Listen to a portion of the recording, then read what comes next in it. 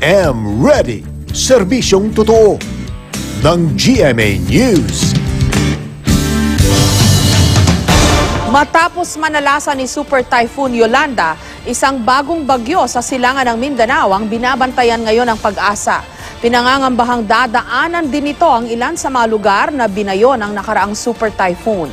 Alamin natin ang latest sa ating lagay ng panahon mula kay GMA Resident Meteorologist Nathaniel Cruz. Mang Tani.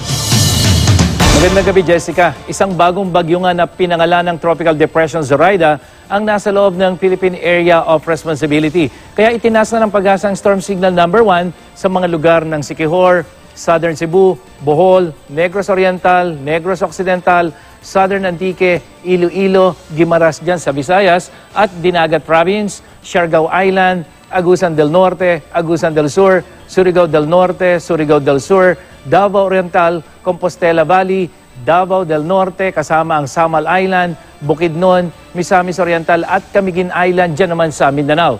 Namataan ng Pag-asa ang sentro ng Tropical Depression Zoraida sa layong 612 kilometers dyan sa may southeast o timog silangan ng Hinatuan, Surigao del Sur. Taglay nito ngayon ang lakas ng hangin umaabot sa 55 kilometers per hour malapit sa gitna at ito ay kumikilos pakanluran, hilagang kanluran, medyo mabilis ito 30 kilometers per hour. At sa storm track ng Pag-asa, bukas ng tanghali inaasahan na tatama sa kalupaan ng Surigao del Sur ang sentro ng bagyong Zoraida.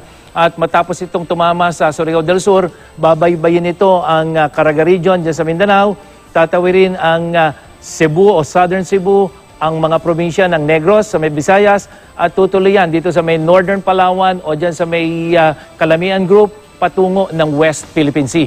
Bagamat hindi kasing lakas ng bagyong Yolanda, itong bagyong Zoraida, ay asahan pa rin natin ng malakas na hangin at ulan na dala-dala nito. Kaya po dapat mga kapuso maging IM ready sa banta ng landslide at flash flood, lalong-lalo na dun sa mga lugar na maapektuhan ng bagyo. Samantala bukas asahan ng maulap at maulang panahon dito sa malaking bahagi ng Mindanao at dyan sa Visayas dahil na po sa epekto ng papalapit na bagyong Zoraida. Habang mas maayos na panahon naman ang inaasahan dito sa Luzon, liban na lamang dyan sa may Palawan. Jessica? Mang Tani, bagamat mahina itong si Zoraida, ang problema dadaanan nito yung mga lugar, mga probinsya na hindi pa man, di ba, nakakabangon, nandun pa rin sila, nakalugmok pa rin sila sa effect o aftermath nitong si Super Typhoon Yolanda. Tama yun, Jessica. Ang nakakabahala nga ay dahil kahit na hindi masyadong malakas yung hangin ito, pero ganun pa man, ito ay isang bagyo, ang mas maasahan ng ating mga kababayan ay yung mga ulan na dala-dala nito. At alam naman natin, doon sa ipinakita mo kanina, walang mga bubong o wala nang bahay yung ating mga kababayan, walang masisilungan at kapag uulan pa ay lalong magiging karagdagang problema sa kanila. Okay, at yung truck niya parang sapul din yung Bohol na hindi pa man nakakabangon din dun sa malakas na lindol, Mang Tani. Tama yun, Jessica. At hindi lamang yung Bohol, pati yung Cebu, kaya ang isa dyan nakakabahala din. Katatapos lang ng lindol dito sa dalawang probinsyang ito, may mga posibilidad dyan ng lupa na lumambot o nauga nung lumindol. At kapag sasabayan mo pa uli ng mga pagulan dahil umulan din nung dumaan yung bagyong Yolanda at eto na naman may isang panibagong bagyo na magdadalawang pagulan, ay lalong tumataas yung posibilidad ng pagkakaroon ng landslide. Yung storm surge, Mang Tani, kasi yun yung isang learning natin dito sa Super Typhoon Yolanda. Dati, winawarningan lang natin ang mga tao sa baha at landslide. Paminsan-minsan, pag may threat ng storm surge, nababanggit. Ito, dapat ho ba asahan din natin dito kay Zoraida? Sa ngayon, Jessica, hindi masyado dahil unang-una mahinang bagyo itong si Zoraida, 55 kilometers per hour. Kung ikukumpara mo doon kay Yolanda na mahigit 200. So pangkaraniwan, Jessica, kapag ang isang bagyo ay may lakas na kulang-kulang 100 or less than 100 kilometers per hour, mga 90 kilometers per hour pataas, doon nagsisimula yung panganib na pwedeng idulot ng bagyo na magkaroon ng storm surge. At dito sa tinitingnan natin, Jessica, halos dito dumaan yung mata ng bagyo north of Tacloban, kasama na yung Palo dyan sa Leyte.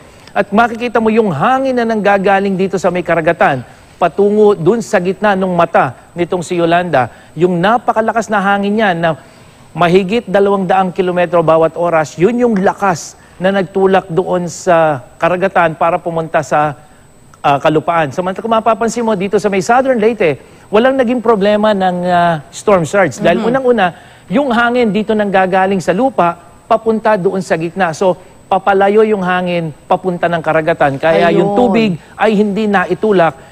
Hindi katulad dito sa may Tacloban, o dito sa may Leyte, at maging lalo na dito sa may Eastern Samar o Isagiwan, na kung saan ganyan din yung direksyon ng hangin, patungo sa karagatan, papunta dyan sa kalupaan. Okay, parang yung movement ng bagyo, Mang Tani, yun ang halukay din. Parang tama po ba yung word na yun? Parang hinalukay din po niya yung dagat. Tama yun, Jessica. At mapapansin, kapag ganyan kasi ang ikot ng hangin, ang karakteristik ng dagat yan, ang tinatawag nila ay chaotic. Talagang umiikot na parang ang sabi ni Jiggy, kung yung hangin dito ay parang nandun ka sa isang malaking washing machine, ganun din ang itsura ng karagatan dyan. Umiikot yan, pero lahat yan ay itinataboy ng napakalakas na hangin dito sa kalupaan. At kung papansinin mo nga, Jessica, hindi pa nararanasan ng ating bansang magkaroon ng 235 kilometers per hour na maximum sustained wind at 275 kilometers per hour gustiness. Napakalakas niyan at sa bawat paglakas na hindi yan yung kapag ikaw ay may 200 versus 250, dadagdagan mo lang ng 50 kilometers per hour at yun ay epekto. Exponential yan na habang tumataas yung hangin, mas lalong lumalakas yung epekto niyan. Ayun. Pero ito pong si Zoraida, wala pong banta ng storm surge dahil 55 kph pa lang siya ngayon. At wala na masyadong chance, Mang Tani, na tumaas pa yung strength niya. Posibleng tumaas pa, Jessica, pero again, napakalapit na sa kalupaan. Inaasahan nga natin na bukas, baring ito ay tumama na sa kalupaan. So kung say tropical depression ngayon, maaaring hanggang tropical storm na lang siya. Gayunpaman, muli, pinag-iingat nating mga kapuso. Ito po ay isang bagyo, kaya ito ay isang tropical depression o isang super typhoon. May dala-dala pong panganib yan kung hindi man malakas na hangin, ay matitinding mga pag-ulan at yung pong mga lugar, lalo na yung dadaanan niya, Jessica, na nasalanta ng bagyo, maaaring yung mga kabahayan dyan na hindi nagiba dahil kahit papano natagalan yung malakas na hangin, pero baka isang konting bugso na lamang ng hangin na dala-dala nitong si Zoraida, tuluyan ng magiba yung mga bahay. Hindi lamang dito sa Cebu, hindi lamang dyan sa Bohol, lalong-lalo na dito sa may Panay Island hanggang dito sa may Negros, Jessica. Okay, at ulitin lang po natin yung sinabi nyo kanina for emphasis. Yung lupa, lalo na siguro, Mang Tani, dun sa mga nalindol, no? Naalog na yung lupa ho dyan, umulan dito kay Super Typhoon Yolanda, so lumambot yung lupa.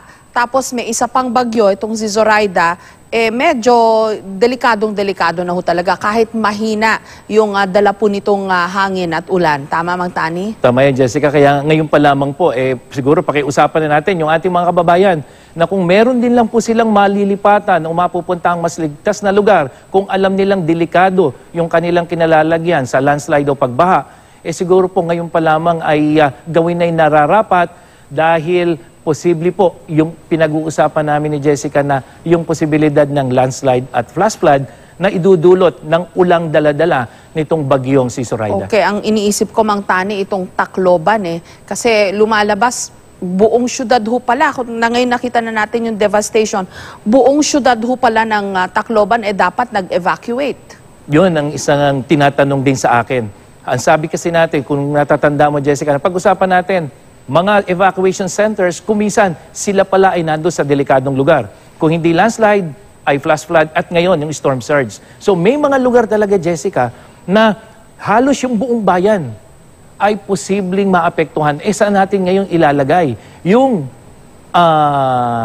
nag-iisa o kung marami man na evacuation center. So yun siguro ang isa sa mga lesson learned, hindi lamang dito sa Tacloban, kung hindi maging doon sa ibang panig ng ating bansa na posibleng maranasan yung nangyari dito sa Eastern Visayas. Naku, maraming salamat po, Mang Tani. Nathaniel Cruz, GMA Resident Meteorologist. At para sa iba pang weather update, bumisita sa gmanews.tv o ang Facebook page ng GMA Weather.